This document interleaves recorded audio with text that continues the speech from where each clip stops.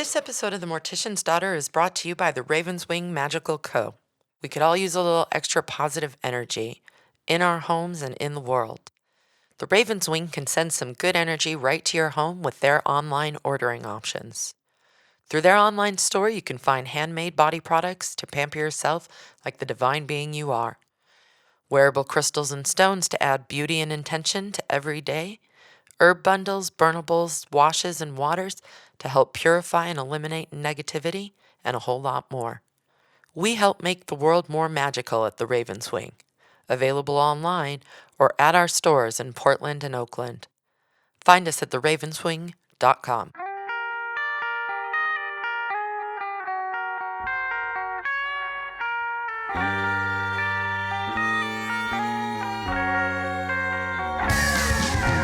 Hello again, my mortal treasures. I hope you're ready for more tales of untimely ends and ghostly remnants, because we're about to embark on part 2 of Hauntings. But before we dive in, I would like to take a moment to ask you all to like and follow The Mortician's Daughter online. You can find us on Apple Podcasts, Spotify, Google Play, and Stitcher. Not to mention on social media. I'm on Facebook and Twitter at Death Girl. Now that's girl with no I and 4 R's, so put the grr in girl. You can find us on Instagram at DeathGirlPod. I certainly appreciate the love because I love you. Now, where were we? Oh yes, ghosts. Back in episode 7, we first touched upon the subject of hauntings in the United States. It's always fun to circle back, especially this time of year, because if you think about it, if you can prove the existence of ghosts, you kind of prove some sort of otherness is out there, be it afterlife, overlapping dimensions, remnant consciousness, who even knows? Whatever the case may be, ghost stories have always been a point of human fascination. Well, I'm excited. Let's dive right in. So last time we talked about homes and mansions and hotels and even a mystery house where spooky specters have been reported. But what about an entire haunted town? Well, the historic town of Avila, Missouri, located right off Route 66, is home to a number of shadow folk and the Avila Death Tree. Now let's break this down.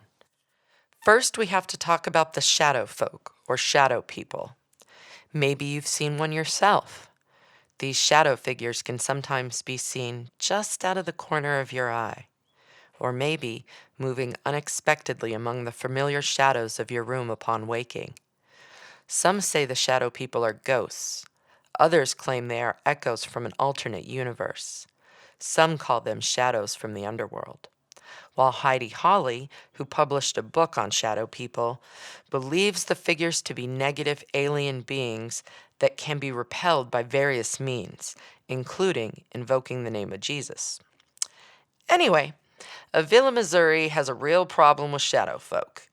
They have been seen wandering the old abandoned parts of towns, empty houses, and even passing by windows. But the creepiest thing about Avila goes all the way back to the country's Civil War. During the war between the states, Missouri was a border state, and its loyalties were divided. Avila itself was predominantly a Union town and organized a militia to protect itself from the Confederate bushwhackers who would conduct violent raids while the young men were off fighting in the war. Now, as a reminder, this was back during the Civil War, so some militias protected against violent racists, unlike a lot of the militias we're seeing in the news these days, which are comprised of violent racists. Anyway, during one such raid, a band of Confederates attacked the home of one Dr. Stemmons, a staunch supporter of the Union and an organizer of the Home Guard.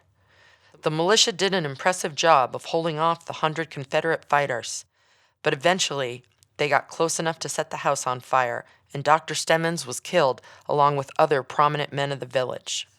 Rather than disbanding the Home Guard after this disastrous blow, the event served only to strengthen the town's resolve to defend itself from the Confederacy and fight the secession. The town's militia regularly patrolled, later joined by actual Union soldiers, to prevent the small bands of Confederate soldiers and bushwhackers from conducting guerrilla raids on the town. The Home Guard even tracked down bushwhackers and killed them after they thought they had put a safe distance between themselves and the town, which earned Avila the reputation for their pioneer marksmen. One dead and unnamed rebel bushwhacker was found with a bullet hole in his head, decomposing just outside of town, so the militiamen decided to hang his skull from a tree as warning to other would-be raiders.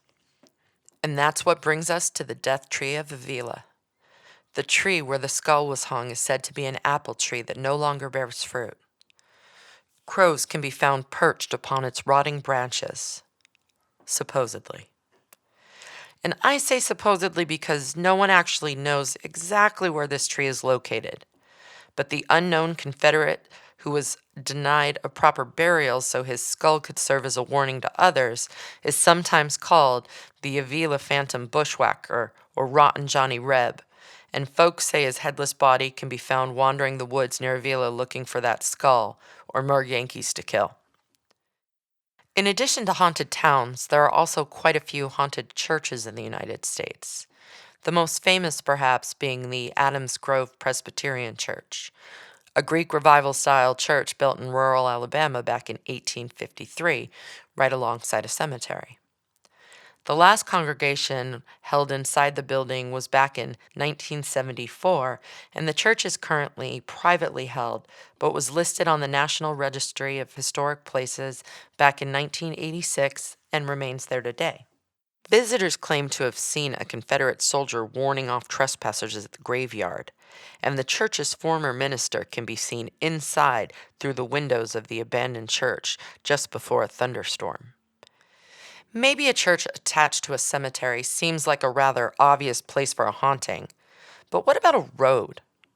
I guess when you consider that 1.25 million people a year die in car accidents, and you have to think that most of those are tragic and unexpected, two common pre-qualifiers for the trappings of a ghost in this world, maybe it's not so weird to think about a haunted road. A roughly 10-mile stretch of Clinton Road in West Milford, New Jersey, has led to all sorts of tales of ghostly apparitions from travelers. And in this 10 miles, you can find an abandoned ironworks, a stone bridge haunted by the ghost of a drowned boy, and something called Dead Man's Curve. According to Wikipedia, Clinton Road has been a place for gatherings of witches, Satanists, and the Ku Klux Klan. Although I do want to add those three things definitely shouldn't be grouped together like that. But all that aside, even mafia hitmen have been known to dispose of bodies in the woods surrounding this 10-mile stretch of New Jersey's Clinton Road. I think it should also be noted that lots of towns across the country, and perhaps around the world, might know of a stretch of road the locals call Dead Man's Curve or something like that, because, as mentioned, driving can be dangerous, and there's nothing quite like a blind curve, a moonless night, and a desolate stretch of road to leave travelers to their doom. Okay. For our next stop, let's head to the ski town of Aspen, Colorado, where Pioneer Park, also known as the Henry Weber House, can be found on West Bleecker Street.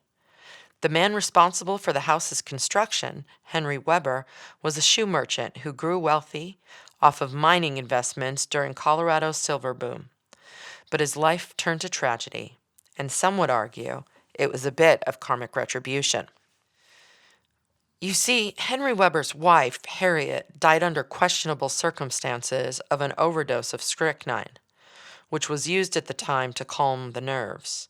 Her last words, "Henry will know," left the town speculating that he had a hand in her demise, either directly or indirectly, when she learned of her husband's affair with her own niece, Julia. In fact, in the weeks following her death, Weber cast aside propriety and married his dead wife's niece. The Webers did not exactly get to enjoy a long and happy life together once Harriet was out of the way. In their home together at Pioneer Park, doors and windows would slam, and they often heard footsteps and other strange sounds. The couple said they felt a strange presence in the house, and, quote, there was often an overwhelming feeling of sadness in certain places, end quote. and that was often attributed to the first Mrs. Weber.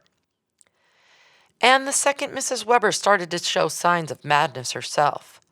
When the home was sold after Henry Weber died in 1911, the new owners reported similar unexplained phenomenon, and then the new owners after them. I hope the current owners are enjoying a bit of reprieve from all those spooky happenings. Let's head to another spot in Colorado, the Stanley Hotel, built by Freeland Oscar Stanley of Stanley Steamer, and opened on the 4th of July in 1909. Is it built by Stanley or for Stanley?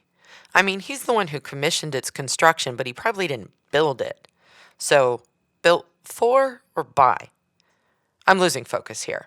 Okay, Stanley Hotel, built by for Freeland Oscar Stanley of the Stanley Steamer Company, and opened on the 4th of July in 1909. It is by and large agreed upon that this is one of the spookiest hotels to stay at, depending on what room you pick. But the arguments behind this spookiness vary. So, for those not yet acquainted, the Stanley Hotel is the inspiration for The Shining by Stephen King. The story goes back in 1974, King and his wife decided to make a quick getaway to the hotel just as it was getting ready to close for the winter season. The guests had gone and only a skeletal crew remained to close up, but they let the couple stay for the weekend. As the only paying guests, they were given room 217, the presidential suite. The mythology of Stephen King tells us he had a nightmare in the room that night about his son being chased down the corridor of the hotel. He woke up in a panic and went outside to smoke a cigarette. It was then that he began to weave the web of The Shining. Of course, in the novel, the Stanley Hotel is called the Overlook Hotel, but King has been quick to make the attribution in interviews. Now, whether or not the Stanley Hotel inspired an eerie sensation in visitors before the notoriety of the book and the movie came to pass remains in question, but there are now several ghost stories circulating about the hotel. Thankfully, none involve little girls or twins for that matter. After F.O. Stanley's death in 1940, some say his apparition has appeared to guests at the reception desk. His wife, Flora, a pianist, hasn't been seen, but some at the hotel have reportedly heard the tinkling of piano keys. I'm just hoping that's Flora's ghostly twist on the old adage, women should be seen and not heard. There's also a chambermaid named Elizabeth Wilson, who purportedly lurks about the hotel in ghostly form. She enjoys hovering, walking through closed doors, and wedging her cold, non-corporeal body between unmarried cohabitants of the same bed during the night. She dislikes vacuum cleaners and loose morals and has an antiquated value system. I should mention that while it seems to be true that a Miss Elizabeth Wilson worked for the Stanley Hotel while she was alive, she did die in her own home and not on the grounds. But maybe her spirit got up and went to work the next day. The ghost of Elizabeth Wilson seems partial to room 217, the same room Stephen King stayed in. I should also mention that room 217 exploded in the 1920s due to a gas leak. Now, no one died in this explosion, but the room did get taken out. Wilson was supposedly injured during this incident and recovered from her injury, and then she returned to work. Anyway, stories are weird, the truth gets muddled with the fiction, and it's hard to tell where one begins and the other ends. Of course, the legacy of The Shining overshadows all, and it's hard not to suspect there is some bleed over. But then again, maybe it was the ghost that put those nightmares in Stephen King's head all those years ago.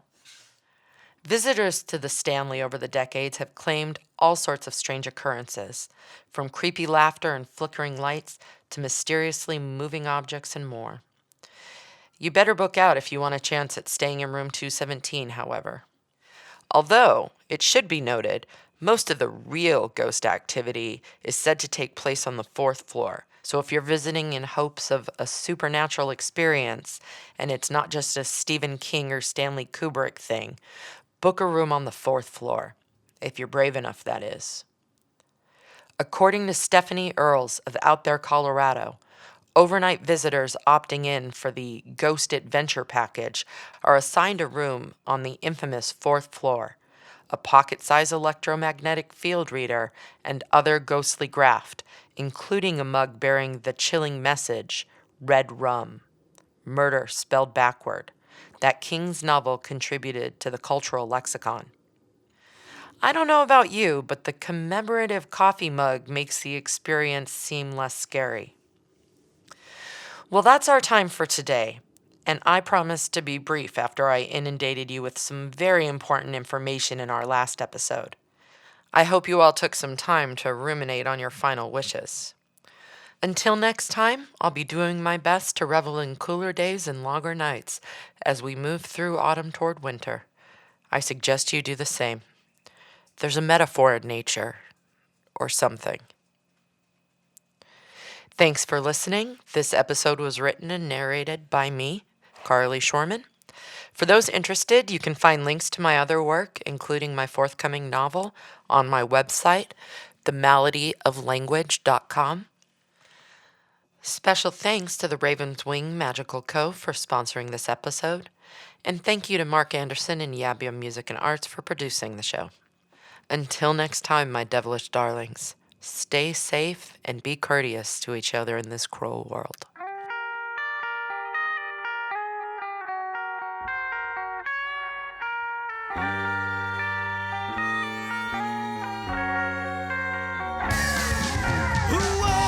Envious me as I see the deceased simply lay of soil and sleep. I think deeply and weep, though I toil day long, yet still stay.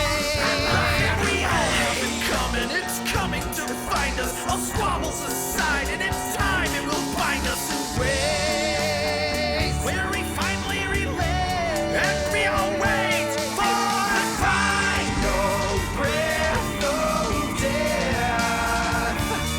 It's the